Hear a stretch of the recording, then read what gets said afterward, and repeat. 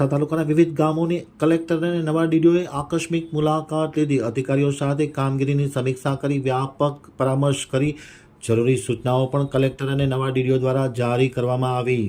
નલિયા આમતક ન્યૂઝબ્યુરોમાંથી હિરેન ગોસ્વામીનો એક વિસ્તૃત અહેવાલ. કચ્છ કલેક્ટર અમિત અરોરા અને નવા આવેલા ડીડીઓ ગૌતમ ઉત્સવે અબડાસા તાલુકાની મુલાકાત લીધી હતી. સૌપ્રથમ કચ્છ કલેક્ટર અમિત અરોરા અબડાસાના ભારાપર ધ્રુપી ગામની મુલાકાત લઈ ખાસ જળસંચયના કામોનું નિરીક્ષણ કર્યું હતું. તેમજ રામપર અબડા ખાતે સુમરી દાદી સ્નાનક સાર્વજનિક સેવા ટ્રસ્ટ સુમરી દાદી દરગાહ પર યાત્રાધામ વિકાસ બોર્ડ દ્વારા કરવામાં આવેલ કામોનું પણ કલેક્ટર અને ડીડીઓ બંને ઇન્સ્પેક્શન કર્યું હતું અને આગળના કામનું રિવ્યૂ કરી નલિયા પહોંચ્યા હતા. નલિયા મામલતદાર ઓફિસમાં જનસેવા કેન્દ્ર ઈધરામાં પુરવઠામાં તેમજ આધાર કાર્ડની કામગીરીમાં લાઈનો ન લાગે અને લોકોને હાલાકી ન પડે એ બાબતે કામગીરીની કલેક્ટર અને નવા ડીડીઓએ સમીક્ષા કરી હતી અને કેટલીક જરૂરી સૂચનાઓ પણ અધિકારીગણને આપી હતી. તેમજ ખાસ ટુરિઝમના પ્રોજેક્ટ નારાયણ સરોવર, કોટેશ્વર, માતાના મઢમાં જે પ્રોજેક્ટ ચાલી રહ્યા છે તેની પણ સમીક્ષા કરવામાં આવી હતી. જિલ્લા વિકાસ અધિકારીએ નલિયા રેફરલ હોસ્પિટલનું પણ સરપ્રાઇઝ ચેકિંગ કર્યું હતું. ચેકિંગ દરમિયાન ખાસ કરીને હોસ્પિટલમાં જે એક્સરે વિભાગ, ઓપીડી વિભાગ, પ્રસ્તુતિ વિભાગ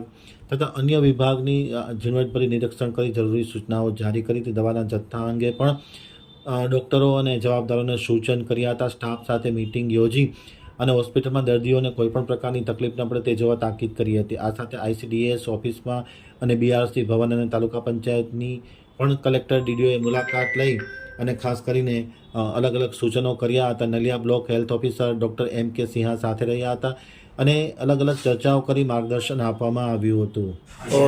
ભારાપર જે ગામ છે એની મુલાકાત લીધી. ખાસ જ્યાં જળ સંચયના જે કામો કરવામાં આવ્યા છે અને આગળની જે પ્લાનિંગ છે એનો રિવ્યૂ કર્યું.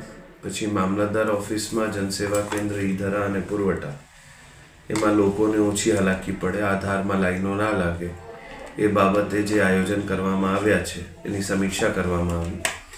અને એના પછી જે ખાસ ટુરિઝમના પ્રોજેક્ટ્સ નારાયણ સરોવર, કોટેશ્વરમાં છે અને માતાના મઢમાં મોટું 38 કરોડનો પ્રોજેક્ટ જે ચાલી રહ્યું છે એની સમીક્ષા કરવાનું છું.